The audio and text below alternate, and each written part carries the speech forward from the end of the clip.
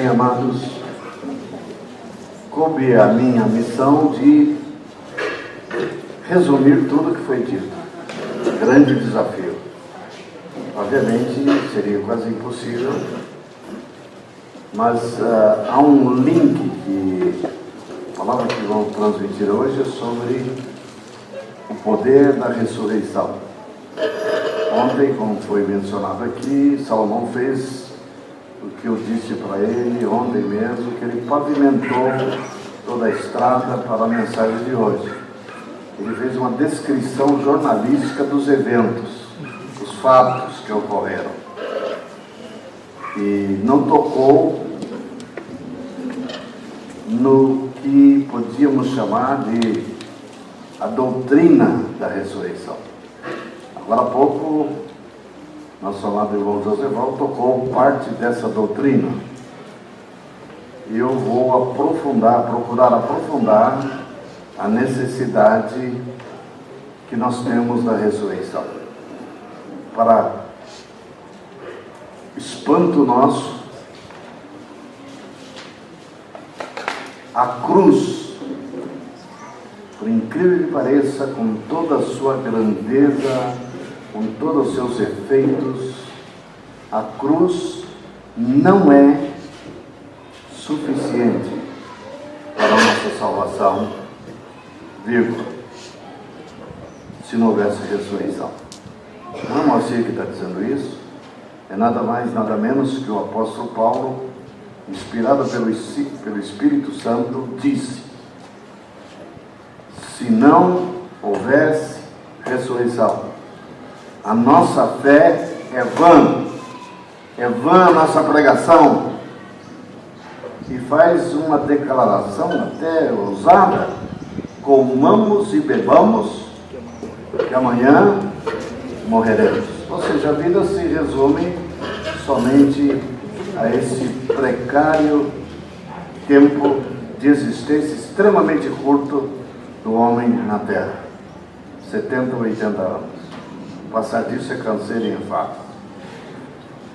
Nós às vezes esquecemos que a ressurreição é tão importante, e vamos entender por quê. A salvação, a proposta do Evangelho, Paulo escrevendo aos Romanos diz: o Evangelho é o poder de Deus para a salvação de todo aquele que crê. É o poder. Guarda essa palavra, poder. Então, eu meditando sobre esse Evangelho, já muitas vezes, muito tempo, eu descobri que há 3 poderes inerentes ao Evangelho. 3 poderes que atuam conjuntamente. Nós temos a tendência de escolher o que nos agrada mais. Não podemos fazer isso. O Evangelho é uma unidade, é um pacote único, que inclui ou começa com a cruz, mas não termina na cruz. Tem muita gente nesse mundo afora pregando em púlpitos como esse sobre o Evangelho e só fala da cruz e termina, e acha que falou todo o Evangelho, que Jesus morreu na cruz pelos nossos pecados, ponto. Se Jesus morreu na cruz pelos nossos pecados e ponto, ele continua na cruz. E aí, até aí vai os católicos. Jesus morreu na cruz e tem um crucifixo com Jesus pregado na cruz. Eles fazem um desfile, não sei se é na Páscoa que eles fazem, uma procissão, né? Levando Jesus Cristo morto, um caixão. Na missa se oferece a hóstia, né? Anunciando a morte. A morte, sem a morte, obviamente, não teríamos a salvação, sem dúvida nenhuma.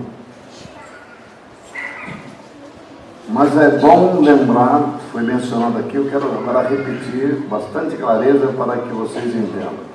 Eu vou ler um texto antes de declarar o que eu vou declarar. O que é o Evangelho? Evangelho é cruz de Cristo, ressurreição de Cristo e governo de Cristo. Tem alguns irmãozinhos muito bem experimentados, muito bem formados, que diz que o Evangelho é o trono de Deus. O que está errado em dizer que o Evangelho é o trono? Não tem nada errado, só que está incompleto. O Evangelho não é o trono, o Evangelho não é a cruz, e o Evangelho não é só a ressurreição. O que é o Evangelho? Cruz, ressurreição e trono. Hoje eu pretendo falar, obviamente, enfatizando a ressurreição. Mas eu acho que eu estarei fazendo uma boa recapitulação, mencionando o poder da cruz, o poder da ressurreição e o poder do trono.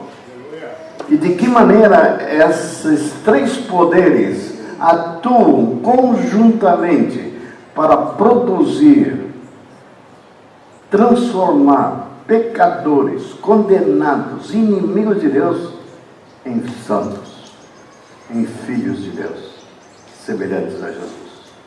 Talvez você não tenha fé para entender que um dia seremos semelhantes a Jesus. Só que quando a Bíblia propõe, Deus propõe que nós sejamos semelhantes a Jesus, Ele não está esperando esse dia somente lá na eternidade. Ele quer que eu e você sejamos semelhantes a Jesus aqui e agora. A primeira coisa que eu tenho a dizer com essa proposta é impossível. Jamais serei semelhante a Jesus. Você então não entendeu o Evangelho. Como é possível? Se você viver o Evangelho, crer no Evangelho e viver pelo poder inerente a esse Evangelho, você pode ser transfigurado, é o termo que a Bíblia usa, na semelhança de Jesus. João percebeu isso, quando ele diz, aquele que diz, eu estou entre esses, que diz, seguramente você também, se não está, quer estar. Aquele que diz que permanece nele. Quem permanece nele, o que a Bíblia diz? O que João diz? Deve andar como ele andou. A Bíblia fala como é que ele andou. Que ele não tinha pecado, dolo algum se achou em sua boca, que ele era o mais humilde dos homens, o mais manso dos homens, e ia por toda parte fazendo bem, por força e poder do Espírito Santo. Claro que quando pensamos em Jesus, achamos isso natural, ele é o Filho de Deus, ele é o Messias, ele é o grande eu sou. Ele não fez, para dizer a verdade, nada mais do que ele não poderia fazer. Seria estranho se ele não fizesse isso. Só que ele disse que o que eu fiz, vocês podem fazer também. O que eu fiz, não só pode, eu ordeno que vocês façam também. Aí a coisa complicou. Não só faço o que eu fiz, mas vocês vão fazer obras maiores do que eu. Maior não dá. Igual já é difícil, maior é impossível. Então dá a impressão que tem algumas coisas ditas por Jesus que estão um pouco fora do lugar. Como explicar que podemos fazer coisas maiores do que ele? Simples, amado. Em termos de qualidade, impossível. Eu não pedi para fazer melhor do que ele em qualidade. Mas sabe o que nós podemos fazer maior do que ele? Que quando ele estava em Jerusalém, ele fazia milagres e prodígios em Jerusalém. Pregava em Jerusalém.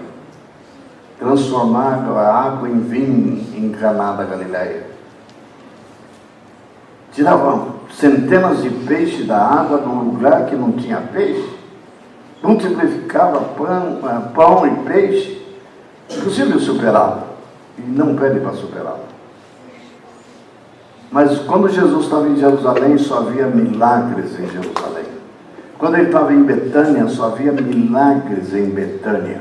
Quando ele estava em Cafarnaum, só em Cafarnaum viam o poder miraculoso dele.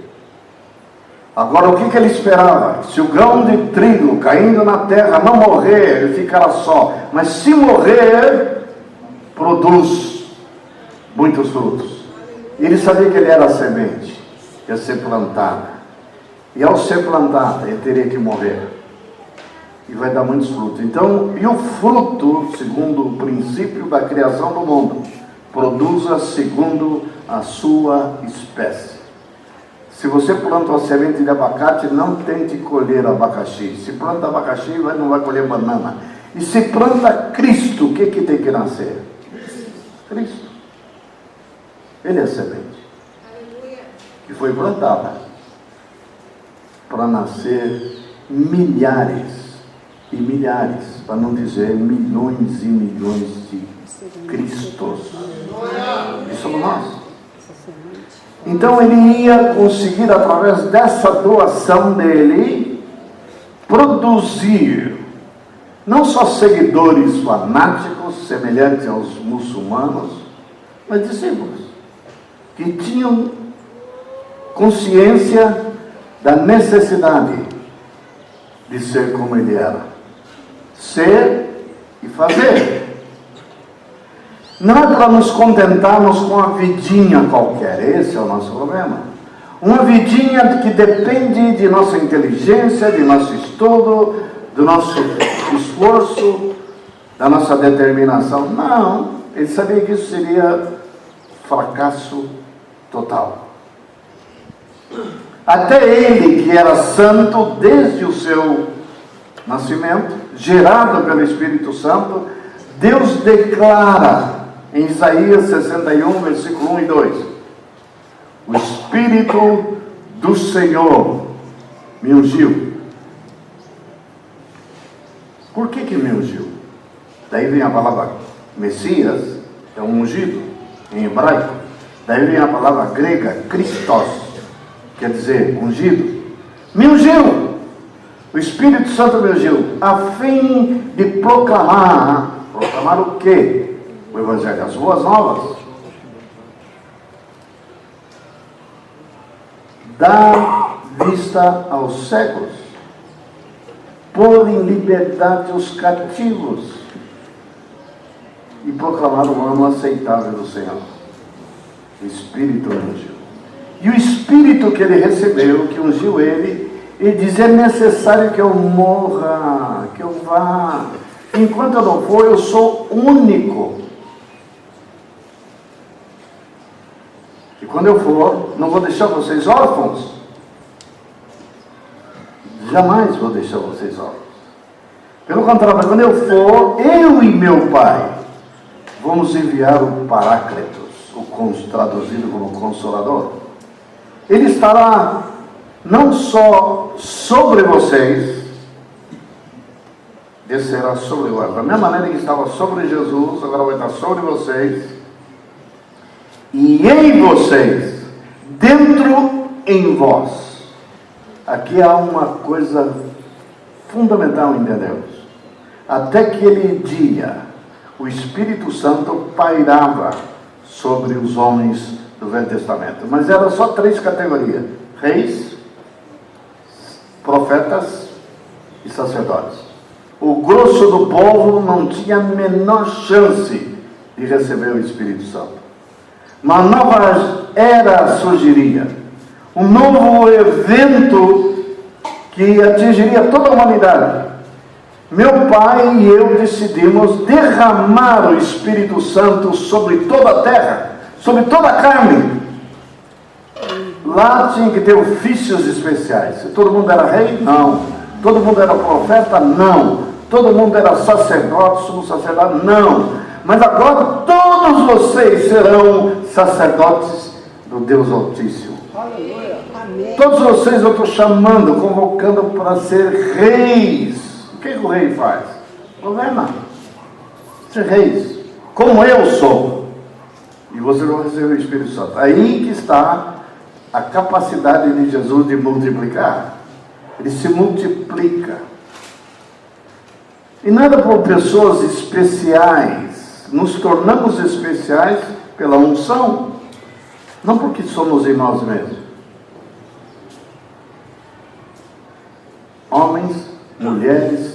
crianças, velhos receberão. E poderão fazer, guarde bem isso, tudo o que eu faço. E se você pensa que fazer é a coisa mais importante, alguns equivocadamente pensam que fazer é mais importante do que ser.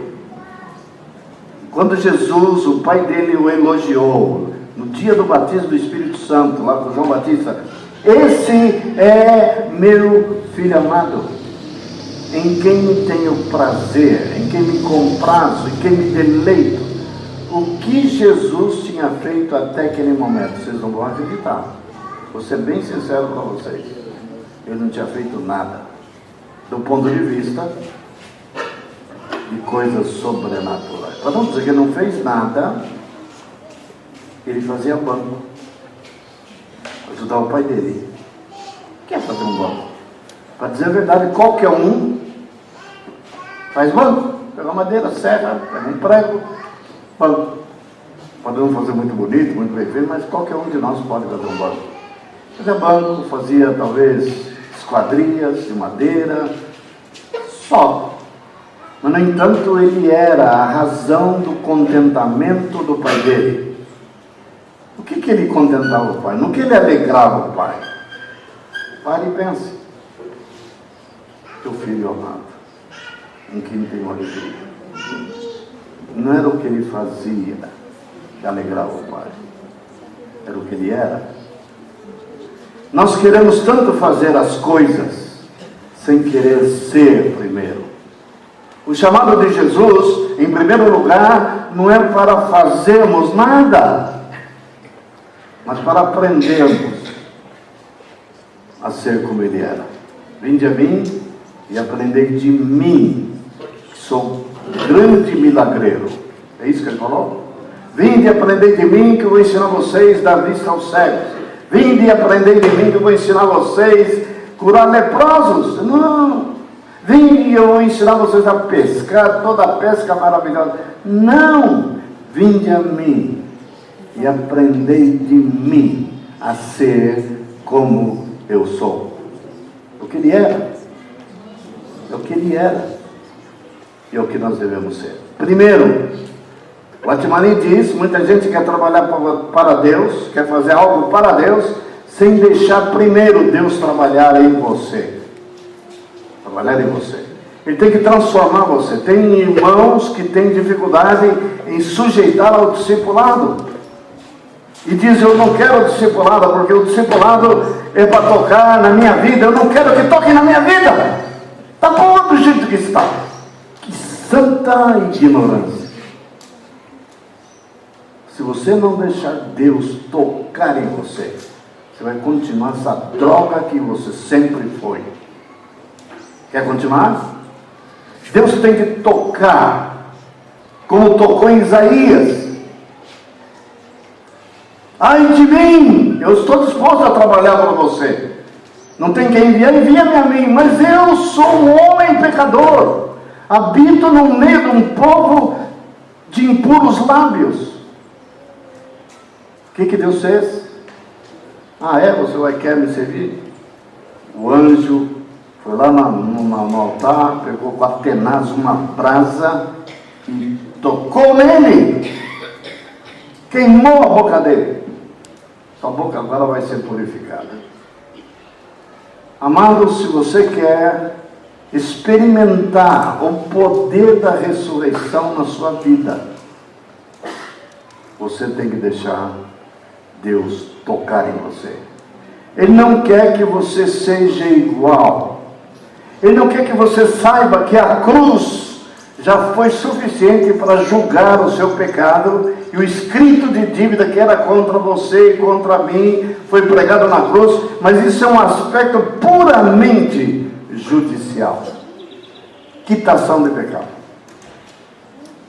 O que mudou em você? Seus pecados perdoados, tirou o peso da culpa, ótimo, lá não há condenação quando estão em Cristo Jesus, mas não mudou nada em você. Lembra disso?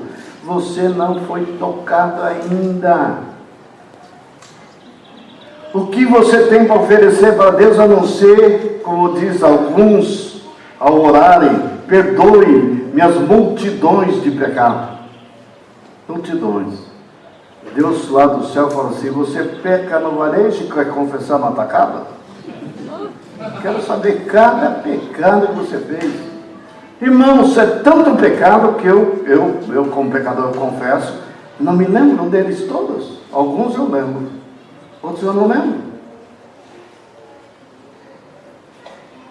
Oferecer pecado para Ele te purificar, isso é não de menos.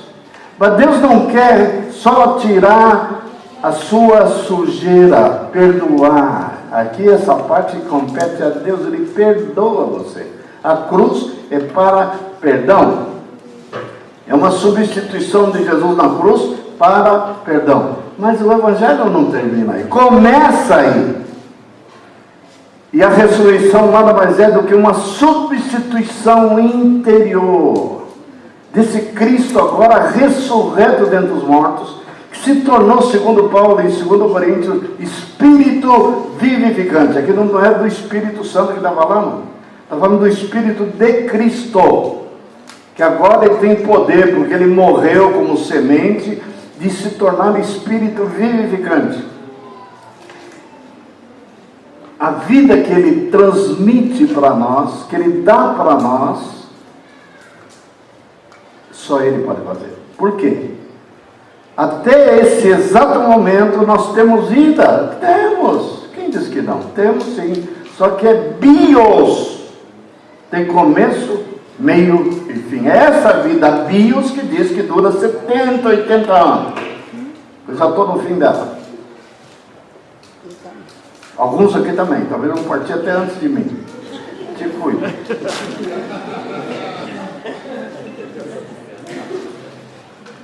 Bios. Para que serve a bios?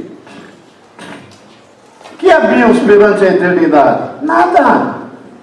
Então ele veio não só para quitar meu pecado, a ideia é boa, né? Me livrar do inferno, mas o que adianta livrar você do inferno se você não está preparado para viver a verdadeira vida? O que vai fazer a diferença agora é Ele te dar da própria vida ressurreta dele, que é a Zoé. Nessa razão desse espaço aqui chama espaço Zoé. Poucas pessoas entendem o mistério dessa Zoé. Por quê? Você dizer que entendeu Zoé, conhece a Zoé, você tem que conhecer Deus. Olha aqui João percebeu isso. É pena que a Bíblia traduz vida eterna. A palavra vida eterna pode nos confundir. Eu fiquei confundido anos como adolescente. Essa palavra dirige especialmente aos jovens, pensando que céu, Zoé, vida eterna, era um lugar onde o relógio não tinha ponteiro. É um tempo interminável. Pois fique sabendo que quando a Bíblia fala de vida eterna, não tem nada, guarde bem que eu vou falar, a ver com o tempo diretamente. Por que não? Se você pensa que céu é um lugar que o tempo não passa, ou o tempo não existe, ou não existe relógio, não, querido. Vida eterna é uma qualidade de vida, é uma natureza de vida que só Deus tem. E o testemunho de Deus é esse, diz João, em 1 João, que Ele nos deu a vida eterna. A palavra vida eterna, Ele nos deu, se você pegar o original, está lá, pega aquela Strong, né? Vai aparecer Zoé, Z-O, um Ezinho no final. Fala bem pequenininho. Ele nos deu a Zoé. A Zoé, pegar o cordeirinho. Nunca vocês vão esquecer isso aqui. A Zoé está no seu filho. O único lugar do universo, guarde bem, que tem Zoé, do Cordeiro de Deus.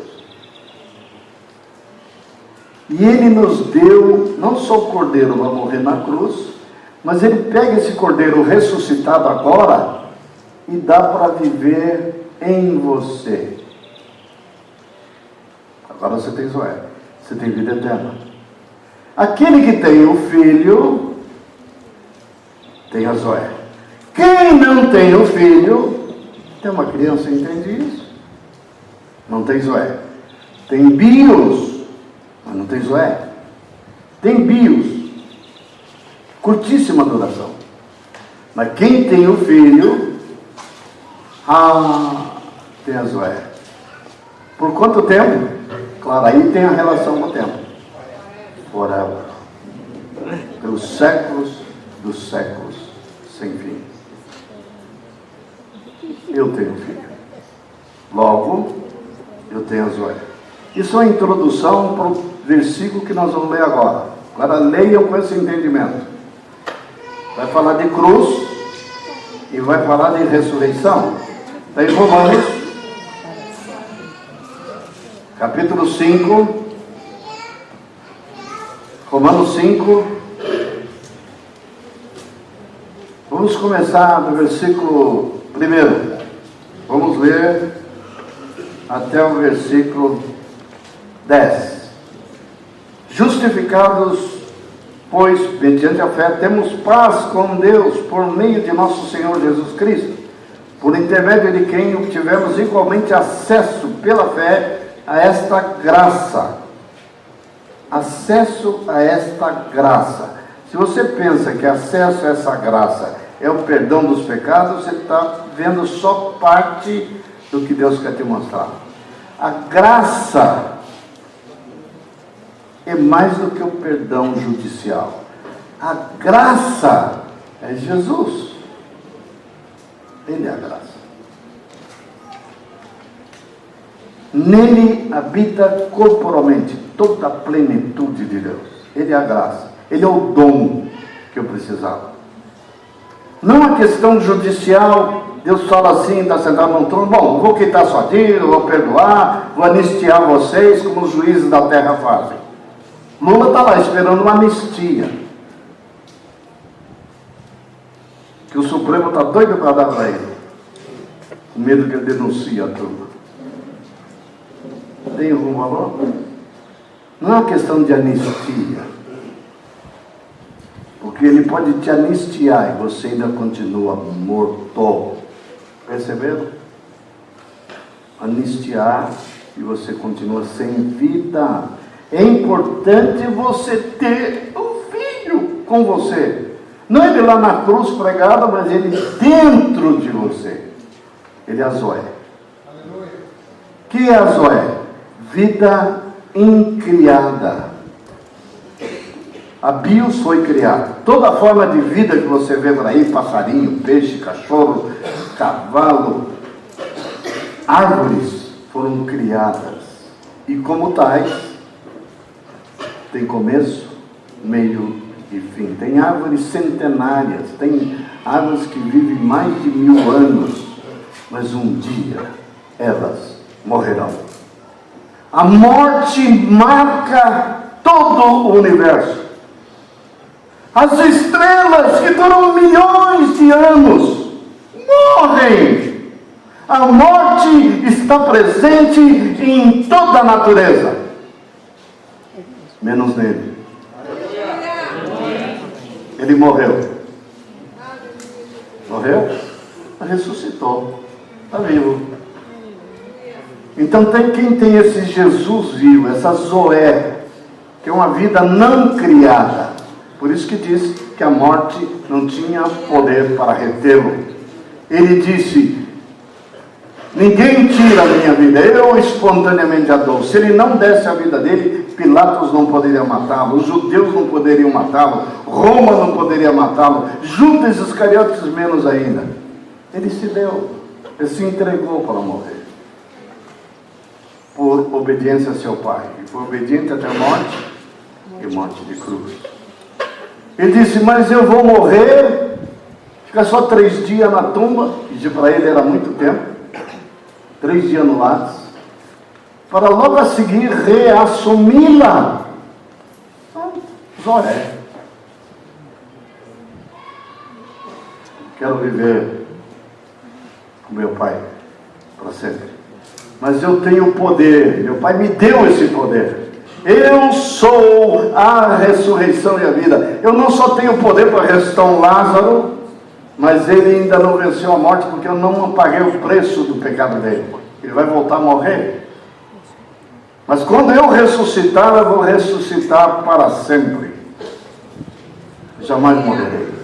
Por isso ele é chamado de primícias. Ele é o primeiro ser do universo que verdadeiramente ressuscitou. Já tinha alguns já no céu antes dele. Tem Enoque, mas Enoque não morreu, foi transfigurado. Tem Elias, que subiu numa carruagem de fogo, num redemoinho e numa carruagem de fogo. Não morreu, mas Jesus morreu. E está lá. Por que eles falaram? Venceu a morte. Olha o texto que eu vou ler.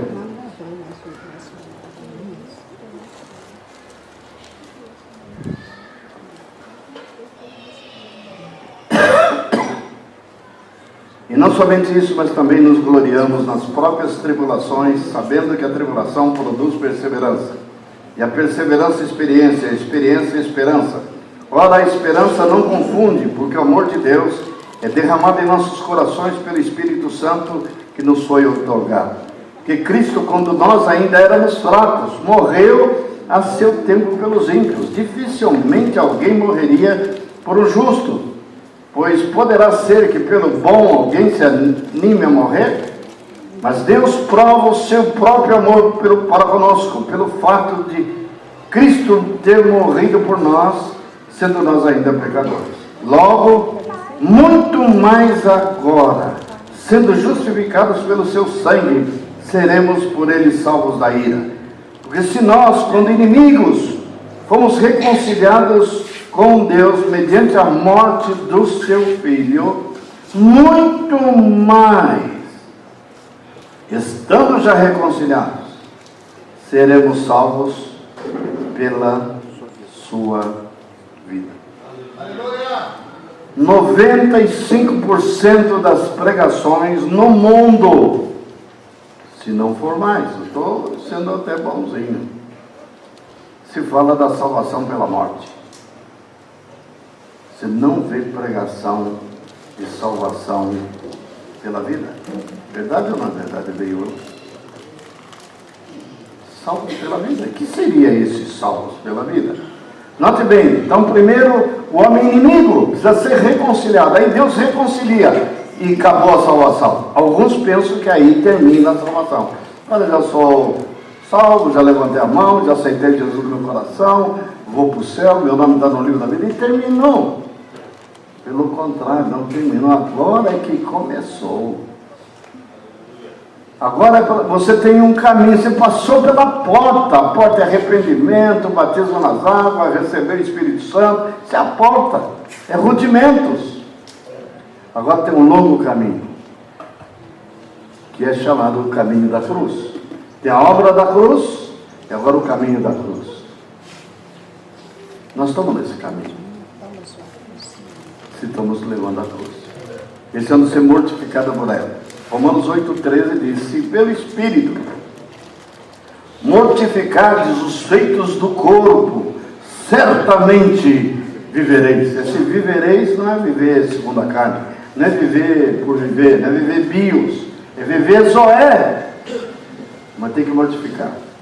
E como é que o Espírito Santo mortifica a nossa carne? Qual o instrumento que ele usa? Cruz. Cruz. Tem gente querendo seguir Jesus sem cruz, não vai chegar a lugar nenhum. Não é meu discípulo, porque eu só ensino meus discípulos a serem semelhantes a mim se tomarem a cruz. Eu tomei, eu não recusei a cruz.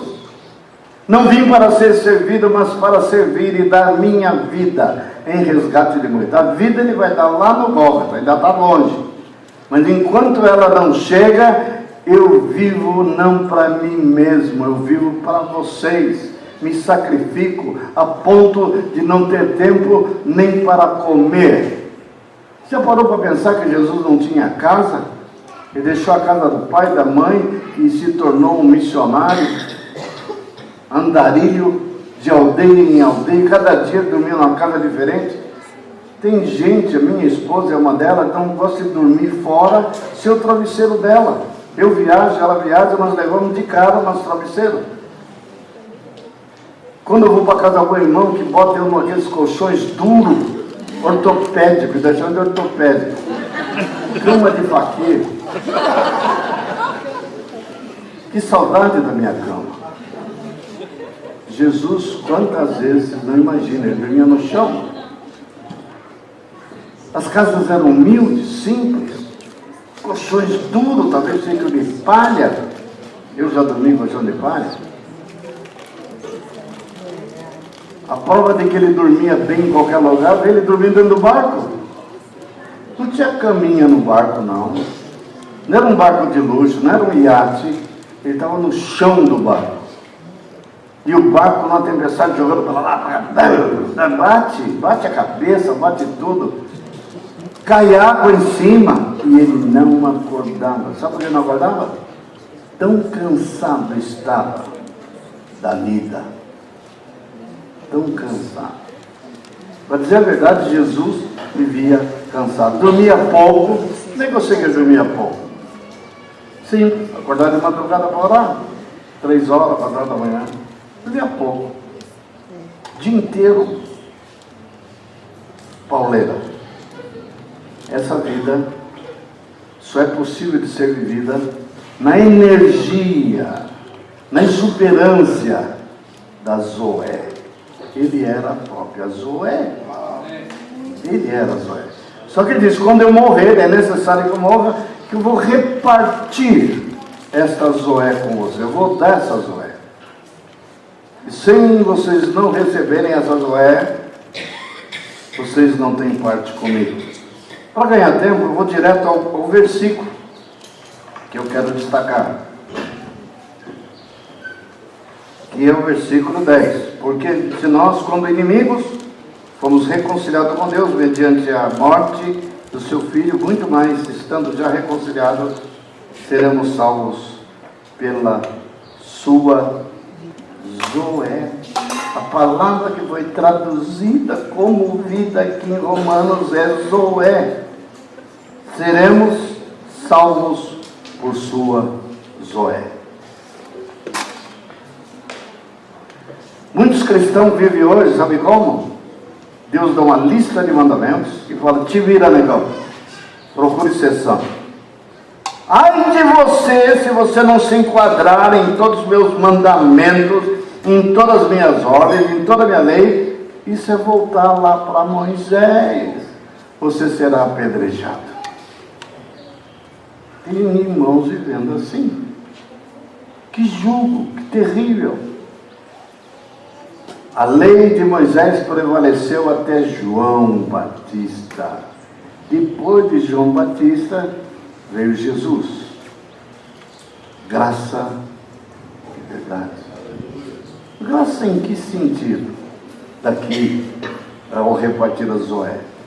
Ele vai levar nossa carga. Ele vai trabalhar para que eu me torne santo. Purificando a minha mente. Purificando o meu coração. Purificando minhas motivações. Dando a motivação dele. Dando o amor dele, o amor de Deus é derramado em nossos corações pelo Espírito Santo. Como?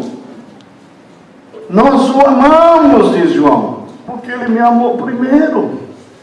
Eu tenho que experimentar em meu coração o amor dele. Muitos não amam, são duros de coração, porque não se sentem amados pelo Senhor. Não enxergaram ainda o amor de Deus. Ele te ama. Você tem que conhecer experimentalmente esse amor. Aí você vai passar a amá-lo. Vai passar a guardar os mandamentos dele. Não porque vai surgir uma nova disposição. Não. Vai surgir, não é uma nova disposição, irmãos. Não é uma motivação que você precisa. Você precisa de um novo poder. Ele vem viver a vida ressurreta dentro de nós. para que tenhamos vitória. Sobre o que, Moacir? Sobre tudo que é contrário à natureza dele. A carne já era. O velho homem e suas paixões já eram. Você vai despojar do velho e revestir do novo. Cristo, quer ver onde tem que estar Cristo?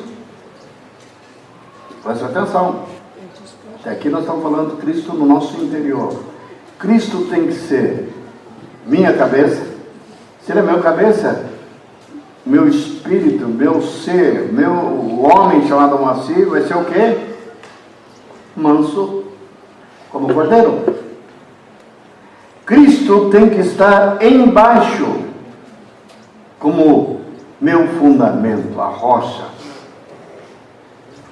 Cristo está dentro, Cristo está em cima, Cristo está embaixo, e a Bíblia tem mais uma coisa que fala onde ele deve estar. Eu tenho que estar revestido de Cristo. Quando eu estou revestido de Cristo, tem Cristo cabeça, Cristo fundamento, Cristo dentro, Cristo revestido, olham para mim, quem que eu sou? Cristo. E esse revestimento é nada mais, nada menos que Zoé. É a vida dele. Então o Moacir do passado pode ser austero, hostil, mau, violento. Se eu seguisse a minha natureza, eu já tinha matado uma meia dúzia para mais. Tiro no minha perna, eu já dei, eu mesmo dei. Já dei tiro no pé de amigo meu, amigo. E os bandidos que eu queria acertar, falaram assim, se ele atira no amigo dele, imagina o que ele vai fazer com a gente. Sumiram, correram todos. Doido, me chamaram de doido, e era mesmo. Amados, esse não é espírito de Cristo, é espírito de porco. Não tem outro nome. Mas se eu tenho Cristo dessa forma, e a proposta é essa, até quando o povo disse, agora entenda essa declaração, vocês vão entender agora com mais revelação, até Cristo ser formado em vós. Tem gente trabalhando para Cristo ser o fundamento da nossa vida. Pô, isso é pouco. O fundamento, para dizer a verdade, nem aparece, tem um fundamento nessa construção, está enterrado. Cristo tem que ser fundamento, Cristo tem que ser cabeça, Cristo tem que ser o interior e Cristo tem que ser o revestimento. Aleluia. Se nós somos assim, o que nos tornamos entre nós quando nos vemos? Todos iguais. Mini Cristo. E seremos bondosos, afetuosos. Não é que não vamos falhar nunca, podemos falhar, mas imediatamente vem a correção. Me perdoe. Alguém vem te pedir perdão? Não perdão. Eu já ouvi muitas irmãs na igreja há muito tempo para vocês. Meu marido não pode me trair. E se trair, vai trair uma vez só. Duas eu não aceito. Tem gente entre nós separando do marido e o marido por esse motivo. Sabe o que está faltando? Doutrina? Não. O que está faltando? Cristo. Cristo não está governando, não está reinando nada. Cristo. Quantas vezes eu tenho que perdoar? Pergunta Pedro. 7 vezes num dia, que é muita coisa. Não, Pedro, 7 vezes é pouco. Sabe por que Jesus falou que é pouco? Ele pensou no pai dele. Quantas vezes meu pai tem que perdoar? Por dia. Né, bem? Quantas vezes? Quantos milhões de homens estão pedindo perdão para ele? Por dia, homens e mulheres. Milhões. E ele faz o quê? Perdoa. Essas coisas nos escrevi, diz João, para que não pequeis. Se todavia alguém pecar, temos um advogado junto ao Pai, Jesus Cristo, o justo, e vai advogar a nossa causa. Que fantástico! Que é melhor advogado? E quanto eu pago para ele? Nada. É meu, como é que fala? Quando você contrata um advogado do Estado, qual é o nome? Defensor público. Ele não é meu defensor público, é meu defensor celestial. Sem eu pedir nada. Ele fala assim para o pai dele, sabe o que ele fala? Lembra que tem um promotor lá também, miserável, nem sei como é que ele tem acesso lá. O chifrudão tem acesso a Deus. Fala que aquele safado do Moacir. E pior que ele tem razão, sou safado mesmo. Ele aprontou outra. Ele não conta que foi ele que instigou que eu aprontasse. Ele não fala isso. Ele que instigou. Ele merece ser julgado. Ele merece ser castigado. Ele pede a minha cabeça. Pena de morte. E Deus é justo, ele pede isso em cima da justiça de Deus. Deus é justo, diz que não deixa impune o pecado.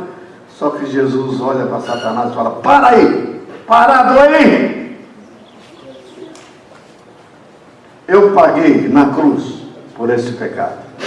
Também, estava incluído. Pai, não leve em conta, não imputes a ele. Ele continua intercedendo por nós. Da mesma maneira, ele intercedeu quando estava na cruz. Perdoa-lhes porque não sabe o que faz. Pai, perdoa-lhes mais esse, e mais esse, e mais esse, e mais esse. Quita esse pecado, apaga esse pecado. Podemos dizer até que ele está pedindo o Pai não considerar, mesmo quando você não confessou ainda. Não confessou, não pediu perdão, não se arrependeu e Ele te perdoa. Como eu sei disso? O Davi sabia. Se não fosse, Senhor, as tuas muitas misericórdias se renovarem a cada manhã, nós seríamos consumidos. Se renova. Muitas misericórdias. Ela é renovada a meu favor, a seu favor. Eu estou aqui pregando hoje por uma razão: a misericórdia do Senhor tem me assistido. Aleluia. Me vejo como um terrível pecador diante de vocês? Não. Sabe por que não? O sangue de Jesus me limpa, me purifica de cada pecado, um por um. Nem por isso pequemos, já que é assim tão fácil. Não é fácil. Se você entender o que aconteceu, você não vai falar que foi fácil. Foi preço, e preço de sangue. Tem que haver temor em nosso coração e não arrogância. Não liberdade para pecar. Alguns têm medo da graça, que acham que é liberdade para fazer o que quer. Não é, não. Tanto não é que é para você viver como ele é, como ele viveu. Como é que você acha que ele está te dando total liberdade para fazer o que você bem entender? De onde você tirou isso? É para viver como ele viveu. O poder da vida dele é para transformar-nos em nova criação, em novas criaturas. Vitória. Somos tímidos. Não temos coragem de orar pelos enfermos.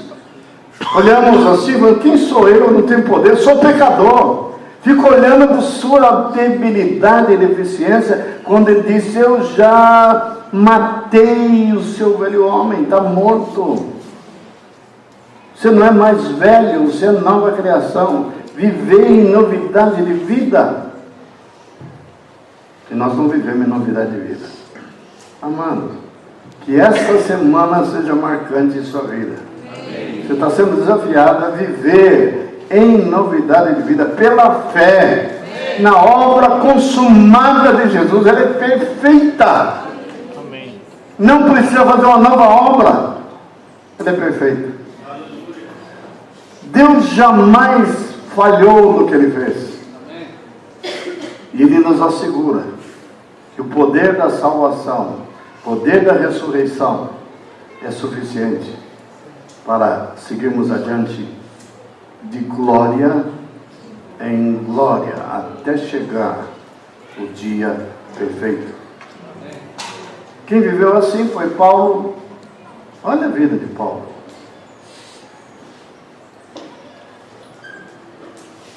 Ele diz: já não sou eu quem vive, é Cristo que vive em mim. Quando eu lia isso, quando eu tinha 20 e poucos anos de idade, eu falei assim: que linda essa passagem. Um dia eu quero ser como Paulo. Talvez tem muitos aqui pensando dessa maneira. Já não sou eu quem vive. Eu falei: um dia eu vou morrer, um dia eu vou viver. Não entendi. Até que um dia a luz entrou. Eu já morri como Paulo morreu. Já fui crucificado. Não é serei. Já fui crucificado com Cristo. Talvez o que está acontecendo é que eu fui crucificado, mas eu não revesti da nova vida. Não vivo na dependência dessa nova vida. Alguns equivocadamente podem pensar religiosamente que depender do Senhor é quando eu entro no quarto e oro. Aí eu estou dependendo do Senhor. Não orei, não dependi. Irmãos, acordem. Depender do Senhor é 24 horas por dia, dessa vida inerente dentro de nós, dinâmica. Eu não entro na presença do Senhor quando entro no quarto e saio da presença do Senhor quando saio do quarto. Irmãos, precisamos entrar no quarto, precisamos ter intimidade com o Senhor, sim, mas você tem que ter consciência que você está sempre na presença do Senhor. Elias sabia disso. Ele foi chamado por Acabe e ele disse: venho em nome de Javé, em cuja presença eu estou. Ele não disse: eu estive lá no Monte Carmelo com ele, deixei ele lá e agora vim falar com você. Não, eu estou tão na presença do Senhor como eu estou na tua presença, ó rei Acabe. Então, se nós andamos por esse mundo conscientes que estamos transportando Deus dentro de nós, eu sou a arca da aliança, consciente que eu estou na presença do Senhor, mal nenhum temerei. Por que fala que o diabo anda ao nosso derredor? Porque ele não pode chegar perto, só ao derredor, é fácil o que ele pode fazer. Tem irmãos que pregam e ensinam que o diabo entra no crente. Que evangelho é esse? Que Cristo é esse? Eu tenho Cristo cabeça, Cristo fundamento, Cristo dentro, Cristo por fora, e o diabo ainda entra na minha vida, dentro de mim. Irmãos, acordem. Você está vulnerável mesmo. Você não conhece Jesus. O anjo do Senhor acampa-se ao redor de todos aqueles que o temem e os livra do mal. O mal está fora. O diabo chega perto. Jesus chega para Pedro e diz: Pedro, o diabo está te pedindo a mim para te deixar dar uma cirandada. Cirandar ele faz. Mas ele precisa de permissão de Jesus para deixar cirandar você. Você pode cair na mão do diabo, ele vai ter umas mordidas em você, mas dentro de você ele não entra nunca. Que doutrina estranha. Não creia nisso. Crente jamais fica endemoniado. E se você viu um crente ficar endemoniado, você acabou de descobrir que era um falso crente, era um religioso, um fingido. Porque se ele é crente, cristão de verdade, jamais o diabo entra dentro, um demônio entra dentro, jamais. Ele te tenta, te oprime, complica a sua vida, mas entrar em você não entra. Foi Jesus que ensinou isso. O que ele ensinou? Se tem alguém endemoniado, você expulsa aquele demônio e a casa fica vazia e ornamentada. Aquele demônio anda por lugares áridos e ao voltar para aquela casa encontra ela limpa e ornamentada. E ele vem e traz mais 7 demônios iguais a ele e seu estado será pior. Aí sim, casa foi expulsa dos demônios, foi limpa, mas se encontrou limpa e ornamentada, mas sem habitação. Jesus está ensinando, se a casa for habitada por Ele, Ele é o valente, o homem mais valente. O diabo é chamado de homem valente, Jesus é chamado de um homem mais valente. E para você dominar o valente, tem que o homem mais valente entrar, amarrar o valente e expulsá-lo. É isso que Jesus faz. Eu tenho o Senhor dentro de mim. E por isso, demônio nenhum pode comigo. Ficou endemoniado? Ficou. Então te cuida lá, Torraca, você não é dele. Te cuida. Se você é dele, mal nenhum é a promessa. Chegará à sua tenda. Ah, mas eu estou passando por tribulação. Tribulação você vai passar.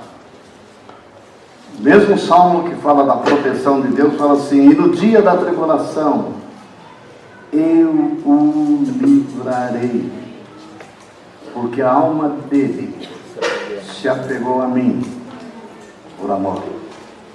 Ele me ama, ele é meu amigo. Dezenas de exemplos. O Ló era um cristão meia boca. Estava lá em Sodoma, morando em Sodoma, não era para estar lá. Sodoma e Gomorra ia ser destruído. O que Deus fez? Mete fogo. Ah, o Ló está lá, não mete fogo. Ele também é cristão carnal. Morre junto. Não. Manda 2 anos. E lá do céu tirou Ló, a mulher do Ló, os filhos do Ló. Está lá Abraão intercedendo por ele. O Senhor guarda aqueles que são seus. Tragédia nenhuma vai nos acontecer. Porque o diabo está atacando. Deixa ele atacar. Resistir ao diabo. Tomai toda a armadura de Deus. Tem muita gente levando cada flechada aí do diabo. Mas por quê? Está vestido só de cueca. Camiseta polo. Tomai toda a armadura. Ele avisa. Tomai a armadura. Vista-se. Capacete, pé, calçado, couraça, escudo da fé, para poderes vencer os dardos inflamados do maligno. Com a espada do Espírito. Cadê a tua espada?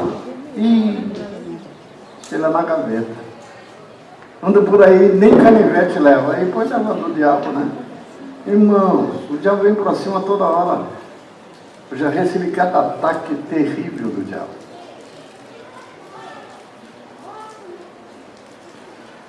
Já tive que ir, poucos passaram por isso, espero que nenhum de vocês passe.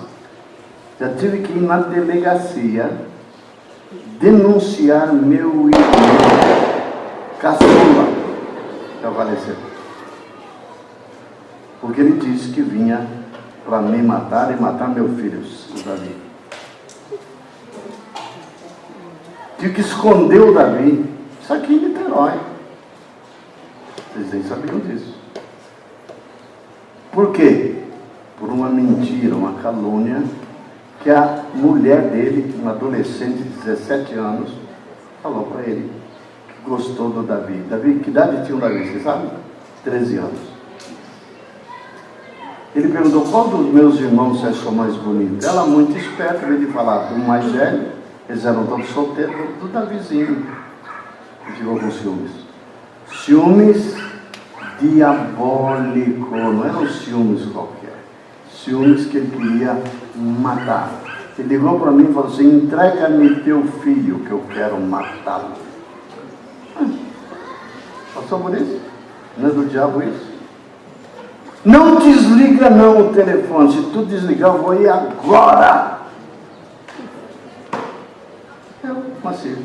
Não falei nada. E por que ele está fazendo isso? Eu acolhi na minha casa, fim do ano, Natal, levei ele para para passar o Natal com a gente. Demos vestido de presente, Beth deu para a mulher dele. Fizemos festa.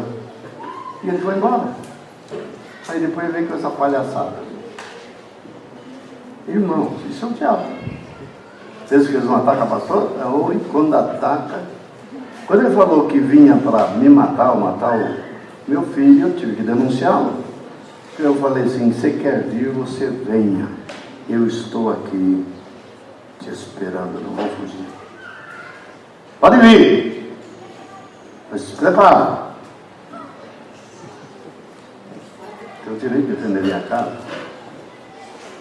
Amados, a vida de Cristo, o amor de Cristo nos constrange.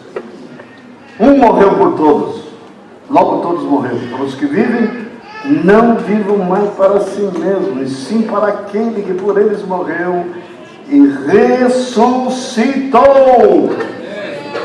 Diga comigo, e ressuscitou. Para viver nessa ressurreição, lá no céu, não.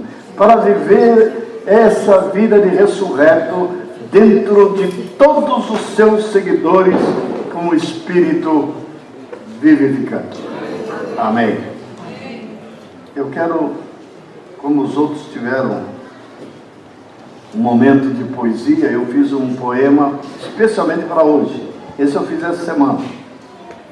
Eu quero ler para vocês, falando uma homenagem ao meu Senhor Jesus Cristo, falando da ressurreição dele. Depois nós vamos participar do pão e do vinho, celebrar a morte dele e a ressurreição dele. O poder da ressurreição de Jesus. Falar de ressurreição de Jesus é tocar em mistério. Algo que jamais aconteceu em todo o universo. Alguém preso no Hades voltasse a ter vida corpórea. Um corpo glorioso, feito de carne e osso, mas que seria incorruptível, feito com elementos de natureza totalmente desconhecidas. Corpo preparado para a eternidade. Capaz de deslocar no tempo e no espaço em velocidades superiores à da luz. Atravessar paredes sólidas, portas fechadas, comer peixe e mel, sem contudo precisar de alimento para preservar a vida. Esse é o melhor corpo que Jesus merecia ter, pois Ele é Deus e Ele segue por toda a eternidade, sendo Deus e sendo homem. Não um corpo físico deste mundo, mas um corpo incorruptível de outro mundo. Quando Jesus ressuscitou, não estamos falando de uma ressurreição comum, mas de uma ressurreição extraordinária, incomum, única, a ressurreição das primícias. A única e verdadeira ressurreição que venceu a morte para sempre. As demais foram demonstrações caricaturas, da verdadeira ressurreição. Que ocorreria um dia de um homem chamado Jesus, um varão justo e santo, seria pregado no madeiro. Os que ressuscitaram antes dele voltaram a morrer. Não tinham poder para vencer a morte. Tinha que vir aquele que era o Senhor da vida, cujo próprio nome era ressurreição. Viesse como homem, nascido de uma mulher, vivesse como homem, morresse como homem, mas que detinha em si o poder da vida em suas mãos, para poder dizer com autoridade: ninguém tira a minha vida, eu espontaneamente a dou, para logo a seguir reassumi-la. O Hades inteiro, com suas portas de bronze sólido, impenetráveis, não podia jamais prender aquele que era o Senhor da vida. Seu pai tampouco podia abandoná-lo na morte e nas trevas. Podia somente virar as costas para ele por breve 3 dias. A terra e o céu ficaram vazios de sua presença. Os anjos, preocupados, após assistirem sua paixão e morte, debruçavam-se em grande expectativa para verem o que o pai faria. E naquele domingo de manhã, hoje comemoramos, ao nascer do sol em seus primeiros raios, o pai ordena com um brado que ecoa por todo o universo: meu filho amado, venha ter com seu pai e traga contigo todo o paraíso e os que neles habitam, porque já pagaste o preço da redenção deles para comigo. A dívida deles foi totalmente paga.